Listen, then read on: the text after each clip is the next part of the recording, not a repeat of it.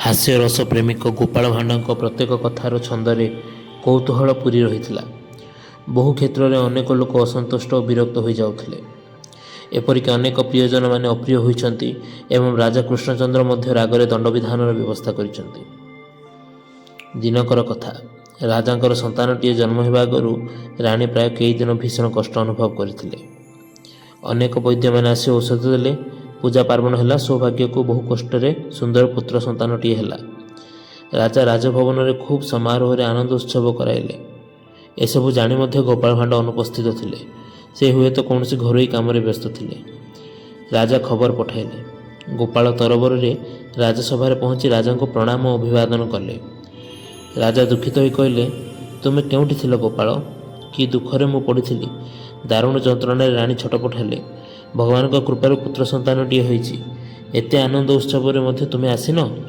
ଗୋପାଳ ହସି ହସି କହିଲେ, ମଣିମା, ହଗିବା ଦୁଃଖଠାରୁ କ'ଣ ଏହା ବେଶୀ ଦୁଃଖ? ସନ୍ତାନ ହେବା କଥା ଶୁଣି ମୁଁ ବହୁତ ଖୁସି।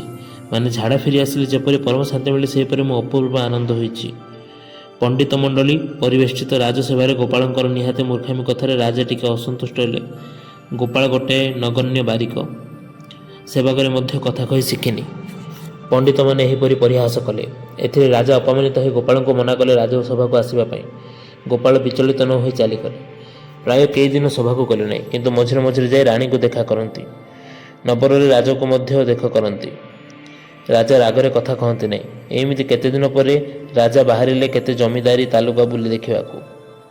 ସ୍ଥଳପଥ ଅପେକ୍ଷା ଜଳପଥ ସୁବିଧା ଯୋଗୁଁ ସେ ନୌକାରେ ଯିବା ପାଇଁ ସ୍ଥିର କଲେ। ରାଜା ନାବିକ ଓ ଭଜିର ନାଜିରମାନଙ୍କୁ ସଙ୍ଗରେ ନେଇ ବାହାରିଲେ। ବେଳେ ଗୋପାଳ ସେଠାରେ ପହଞ୍ଚି ପ୍ରଣାମଟିଏ ହୋଇ ପଛରେ ଚାଲିଲେ। ରାଜା ଡଙ୍ଗାରେ ବସିବାରୁ ସେ ମଧ୍ୟ ବସିଗଲେ। ରାଜା କଥା ନ କହି ଚୁପ୍ ରହିଲେ। ଡଙ୍ଗା ଚାଲିଲା। ପ୍ରଥମେ ଜମିଦାରଙ୍କ ଘରେ ସେଦିନ ଖୁବ୍ ଖାଇବା ପିଇବା ଧୁମ୍ଧାମ୍ ହେଲା। ସେଠାରେ ଆଉ ଗୋଟିଏ ତାଲୁକାକୁ ତା ପରଦିନ ଚାଲିଲେ। ରାଜା ବିଳାସୀ ଲୋକ। ଜମିଦାରଙ୍କ କୋଠାରେ ଭଲ ନିଦ ହୋଇନଥିଲା। ମାଂସ ପଲାଉ ବେଶୀ ପରିମାଣରେ ଖାଇ ଦେଇଥିବାରୁ ଭଲ ଭାବେ ଝାଡ଼ା ହୋଇନଥିଲା। ପରଦିନ ଡଙ୍ଗାରେ ଗଲାବେଳେ ଜୋରରେ ଝାଡ଼ା ଦେଖାଇଲା। ରାଜା ପ୍ରଥମେ ଚାପିଗଲେ ସମ୍ମାନକୁ ଜଗି, କିନ୍ତୁ ଭୀଷଣ କଷ୍ଟ ସହ୍ୟ ନ କରିପାରି ଏତେ ଲୋକ ଆଗରେ କାହାକୁ କହିବେ? ବାଧ୍ୟ ହୋଇ ଗୋପାଳଙ୍କ କାନରେ କହିଲେ, ଗୋପାଳ, କେଉଁଠି ଝାଡ଼ା ନ ବସିଲେ ମୁଁ ଆଉ ସମ୍ଭାଳି ପାରିବିନି। ଟିକିଏ ଆଗକୁ ଚାଲନ୍ତୁ।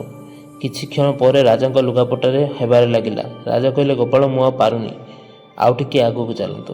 ମୁଁ ଆଉ ପାରୁନି ଗୋପାଳ, ମୋ ପ୍ରାଣ ଛାଡ଼ିଯିବ।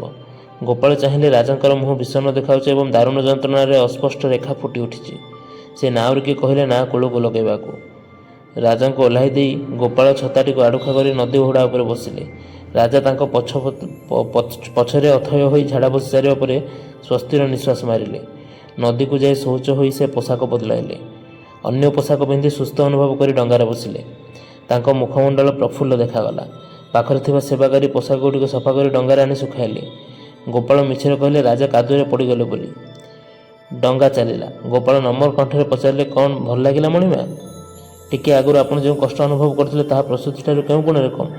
ବର୍ତ୍ତମାନ ମନ ଓ ଦେହର ଅବସ୍ଥା ସନ୍ତାନ ଜନ୍ମ ଆନନ୍ଦଠାରୁ ଢେର ବେଶୀ ନୁହେଁ କି? ରାଜା ସନ୍ତୁଷ୍ଟ ହୋଇ କହିଲେ, ଆହା, ମୋ ପ୍ରାଣ ଯାଇଥାନ୍ତା।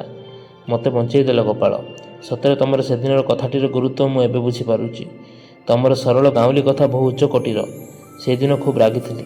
ରାଣୀ ମଧ୍ୟ ଏକଥା ଶୁଣି ଅସନ୍ତୁଷ୍ଟ ହୋଇଛନ୍ତି। ଆଜି ନିଜେ ଅନୁଭବ କଲି ତାଙ୍କ କଷ୍ଟଠାରୁ ମୋ କଷ୍ଟ ବଳିଗଲା। ଆଜି ଏହି କଥା ରାଣୀଙ୍କୁ କହି ଖୁବ୍ ହସାଇବି। ଏଣିକି ତମେ ସଭାକୁ ଯିବ ଗୋପାଳ। ତମର ଅନୁପସ୍ଥିତିରେ ଗୋଟାଏ ଆନନ୍ଦ ତାରା ଲୁଚିଲା ପରି ମନେ ହେଉଛି। ଛାମୁ, ଆପଣ ମହାନ୍। ମୁଁ ଆପଣଙ୍କ ପାଖରେ ଚିରଋଣୀ। ଗୋପାଳଙ୍କ କଥାରେ ମୁଗ୍ଧ ହୋଇ ରାଜା ତାଙ୍କ ପିଠିରେ ହାତ ବୁଲାଇଥିଲେ।